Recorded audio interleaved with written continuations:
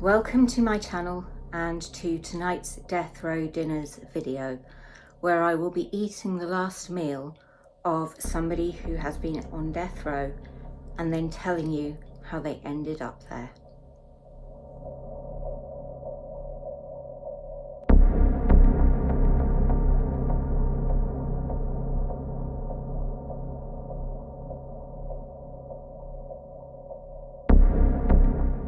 For her final meal, Wanda Jean Allen chose to have a bag of chips, which, since I'm in the UK, equates to this, a bag of crisps. Now, it doesn't specify what flavour, so I went for kettle chips, cheddar and red onion, because I normally go for either salt and vinegar or ready salted, and I thought this would be a bit more interesting. It's a nice colourful packet, and they were also on offer.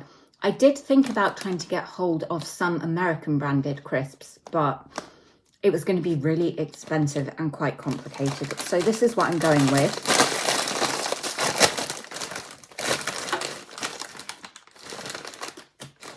I don't think I've had this flavour of kettle crisps before. Definitely not like your regular cheese and onion crisp. You can taste that mature cheddar, and the onion does have that red onion kind of taste to it as well.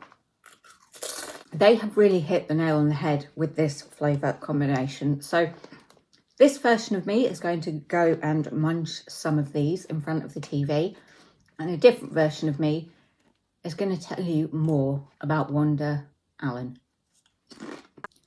Wanda Jean Allen was born on August 17th, 1959. She was the second of a total of 8 children. Her mother struggled with alcoholism, and her father left the family shortly after the 8th child was born. The family lived in public housing and had to seek public assistance to try to scrape by. When she was just 12 years old, Wanda Allen was hit by a truck. This accident left her unconscious. A couple of years later, she was stabbed in the temple. Whilst she survived both of these incidents, her IQ was tested at the age of 15 and found to be 69. The left hemisphere of her brain, which affects comprehension, the ability to express emotions rationally, and to study the cause and effect of relationships, was not functioning properly. Her abilities were also impaired. She was considered to be particularly vulnerable to becoming disorganised and unable to manage daily stresses, and this meant she was more likely to lose emotional control as a result of this. By the age of 17, Allen had dropped out of school. In 1981, Allen was sharing an apartment with a woman named Dedra Pettus. On June 29th, the pair got into an argument, and Allen ended up shooting Dedra, killing her.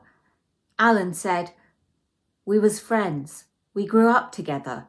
We lived in the same neighbourhood. We had mutual friends." Allen claimed that she shot Dedra accidentally when she was returning fire from Dedra's boyfriend. Forensics had found bruising and powder burns on Dedra's body, which they believe were a result of Allen pistol whipping her before shooting her at point-blank range. Despite this, prosecutors offered a plea deal. Allen pled guilty to manslaughter and was sentenced to 4 years, of which she served 2. 7 years after this, 28-year-old Allen was living with her girlfriend, 29-year-old Gloria Jean Leathers. The two women had met in prison, and their relationship was a turbulent and sometimes violent one. While some prosecutors claimed that the relationship between the two women began whilst they were in prison, Allen denied this. She was released before Gloria, and when she heard that Gloria was getting out, she offered her a place to stay. Allen said she didn't have a place to stay. She and her family were having problems. I allowed her to come and live with me because I know how hard it is when you get out. By me being locked up, I understood that situation. You have to help people when they get out. Someone had helped me when I got out. So in turn, I wanted to help someone as well. On December 2nd, 1988, the pair got into a fight whilst at a grocery store. Police were called and a city officer escorted both women back to their home and waited whilst Gloria collected her things. About 15 minutes later, Gloria, accompanied by her mother, drove to the village police department to file a complaint against Allen. As Gloria got out of the car, Allen walked up to her, her hands hidden under her sweater. After a brief exchange of words, Gloria leaned back into the car to get something, and Allen fired a shot, hitting her in the abdomen. 2 police officers and a dispatcher within the building heard the shot, but only Gloria's mother, 58-year-old Ruby Wilson, actually witnessed it. The police recovered a .38 caliber pistol, which they believed was the weapon used, near to where Allen and Gloria had been living together. On December the 5th, Gloria died as a result of the damage done by the gunshot. Before she passed away, she was able to identify Allen as the person who'd shot her. Allen was arrested and charged with first-degree murder, the state making it clear that they would be seeking the death penalty.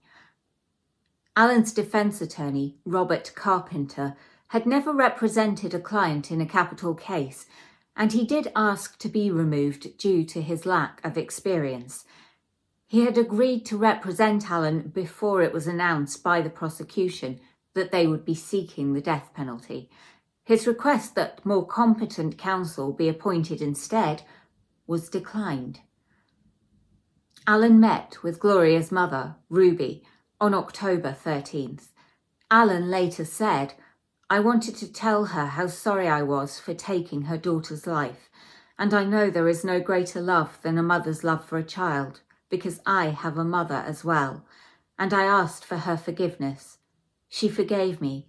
We prayed together, and I let her know I loved her for coming that day." At trial, Robert Carpenter argued that the shooting was done in self-defense, citing Gloria's history of violence and her conviction for stabbing a woman to death in 1979 in Tulsa. Allen herself testified that she was afraid of Gloria after she repeatedly bragged to Allen about this killing. Gloria's mother had also been told about this by Gloria herself, and the defense attempted to get her to testify to this, but the prosecution objected on grounds of hearsay. They portrayed Allen as a liar who showed no remorse for her crime. The prosecution argued that the death penalty was appropriate, as Allen already had a conviction for a felony involving violence, and she therefore presented a threat to society. They also attested that she had killed Gloria in an attempt to avoid being arrested and potentially prosecuted. They also brought up the case of Dedra Pettus and demonstrated the similarities between that and the murder of Gloria. They also entered into evidence a card which Allen had given to Gloria. It had a picture of a gorilla on it, and the message printed on it said, "Patience my arse, I'm going to kill something." Inside, Allen had handwritten, "Try and leave me and you will understand this card more. Dig. For real. No joke." The defence put forward not only her fear of Gloria due to her violent nature, but the good relationship Allen had with her family and her hard-working nature as mitigating factors. The jury, after just 2 hours of deliberations, found Allen guilty, and she was sentenced to death. In 1991, her defence lawyer submitted an affidavit stating that he learned after the trial that Allen's IQ had been measured at 69. This put her on the borderline for, and I quote, "the upper limit of the classification of mental retardation, as noted by the psychologist who carried out this assessment."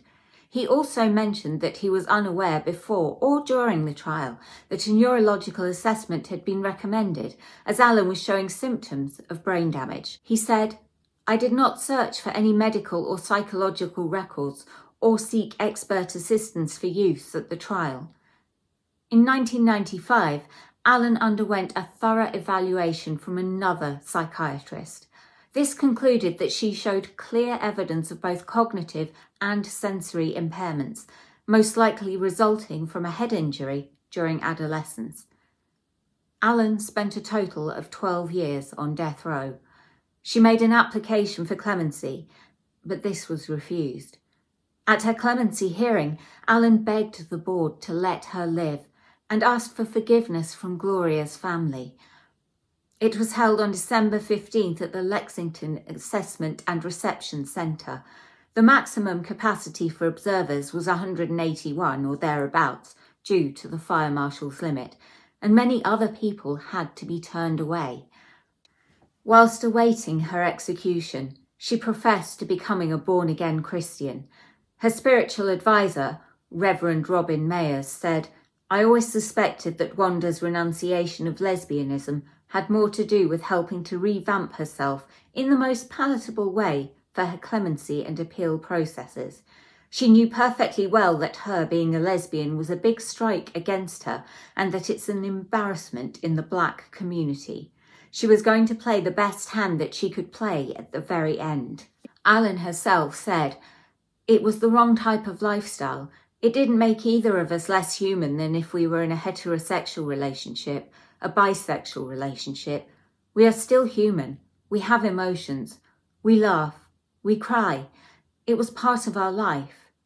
On Thursday, January 11th, 2001, 41-year-old Allen was led to the death chamber at Oklahoma State Penitentiary in McAlester.